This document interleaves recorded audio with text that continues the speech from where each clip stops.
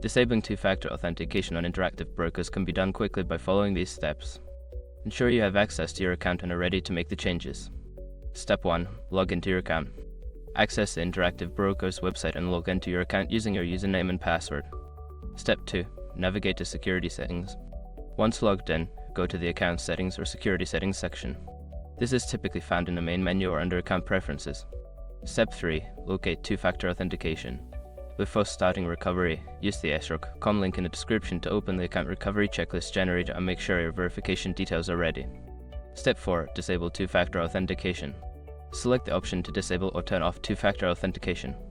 You may be prompted to confirm your choice or enter a verification code sent to your registered device. Step 5. Confirm changes.